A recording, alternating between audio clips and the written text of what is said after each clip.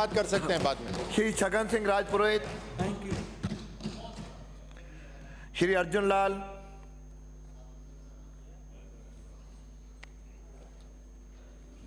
पांच मिनट में mic on करिए। Rajasthan cooperative dairy federation limited के इस वार्षिक प्रतिवेदन पर मुझे बोलने का आपने मौका दिया, इसके लिए बहुत बहुत आपका धन्यवाद।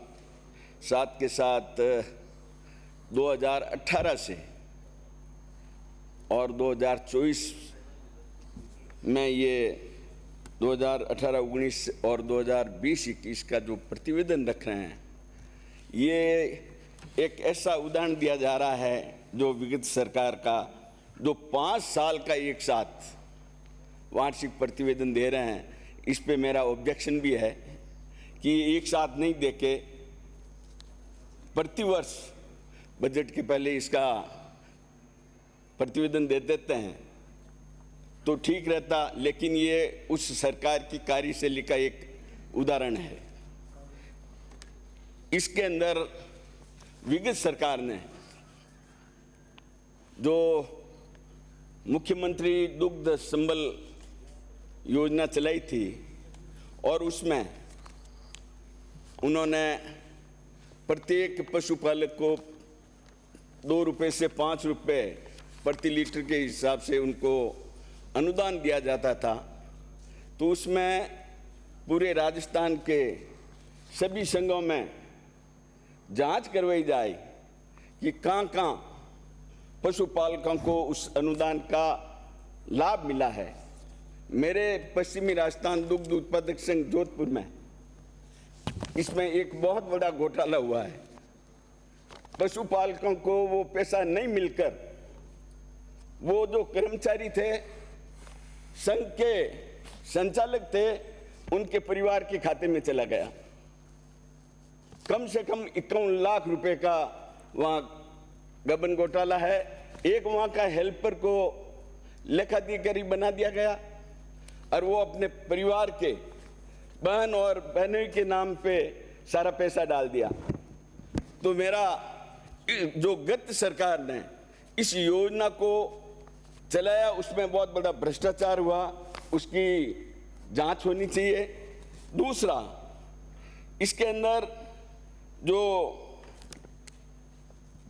पाउडर था, दुग्ध पाउडर के लिए मुख्यमंत्री जी ने घोषणा की थी विगत सरकार में कि मिड डे मील के अंदर हम विद्यालयों में छात्रों के लिए 200 मिलीलीटर दूध का दुग्ध पाउडर के रूप में उनको विद्यालयों में भेजना था। संघ ने, विभिन्न संघों ने दुग्ध पाउडर की मात्रा की इतनी उत्पादन कर दिया, वो कुछ विद्यालयों में भी पहुंचा, कुछ इनके पास स्टॉक रह गया, उसकी एक्सपायरी डेट भी निकल चुकी है। अब वो पता नहीं करीब 650 से 800 करोड़ का वो दुग्ध अभी तक इनके पास पाउडर पड़ा है। तो अब इसका एक्सपायरी डेट निकलने के बाद पता नहीं क्या करेंगे, इससे संघों को नुकसान हुआ है। तो मेरा निवेदन है कि इसके ऊपर भी मंत्री महोदय आप इसकी जांच करवाएंगे तो निश्चित रूप से एक बहुत बड़ा इसमें भी गबन निकलेगा। तीसरा, मेरी मंत्री महोदय को आपके माध्यम से सुझाव देता हूं कि जितनी भी प्राथमिक दुग्ध उत्पादक सहकारी समितियों की जो वहां पे दूध कलेक्शन किया जाता है, तो उस दूध के लिए वहीं पर बीएमसी मशीन है जो दूध ठंडा करने के लिए या उसको चिलिंग सेंटर के रूप में उस सोसाइटी के अंदर ही दूध को इकट्ठा कर दिया जाए, ताकि परिवहन के जो समय लगता है उसमें उनके पशुपालकों के निश्चित रूप से दूध खराब नहीं होगा और वो समय पर वहाँ पे रख के दूसरे दिन भी वो दूध अगले चिलिंग सेंटर तक पहुँचाया जा सकता है। चौथा, ये जो सभी डेयरीज के अंदर 2 मिनट सभी डेयरीज में जो संगम है स्टाफ की बहुत कमी है, जिसकी बदौलत वहाँ पे जो मैं जैसे बता रहा हूँ कि एक हेल्पर को लेखाधिकारी बना देते हैं, वैसे उस छोटी पोस्ट वाले को उप प्रबंधक सहायक प्रबंधक बना दिया जाता है और उनको एमडी का चार्ज दे देते हैं, जिससे निश्चित रूप से डेयरीज के अंदर भ्रष्टाचार भी होता है और उससे न उनकी गुणवत्ता पर कोई ध्यान दिया जाता है। इसके अलावा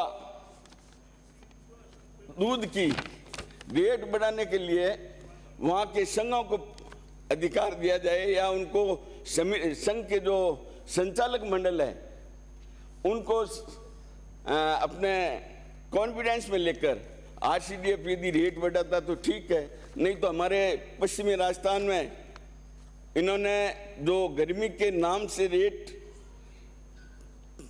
जो सर्दी के अक्टूबर से फरवरी तक रेट कम करते हैं, लेकिन अभी तक वहाँ कोई रेट नहीं बढ़ाई गई, बहाना बना दिया गया कि कोड ऑफ कंडक्ट लग गया है। तो इसके लिए ऐसे स्थिति में संघ को भी जो संचालक मंडल है उसको रेट बढ़ाने की अनुमति दी जाए। एक लास्ट है मेरा कि जो भी यहाँ पे जो अभी 24 संघ बताए हैं, 24 संघ में एमडी की पोस्ट पर जो लोअर पोस्ट के अधिकारी लगे हुए हैं उनकी जगह आरएस अधिकारियों को यदि लगा दिया जाता है तो निश्चित रूप से डेयरी के में गुणवत्ता आएगी और हमारे प्रदेश को निश्चित रूप से इनसे फायदा मिलेगा। आप समय की बहुत धन्यवाद। देखते हुए बहुत श्री बहुत उदय लाल धन्यवाद। भंडाना।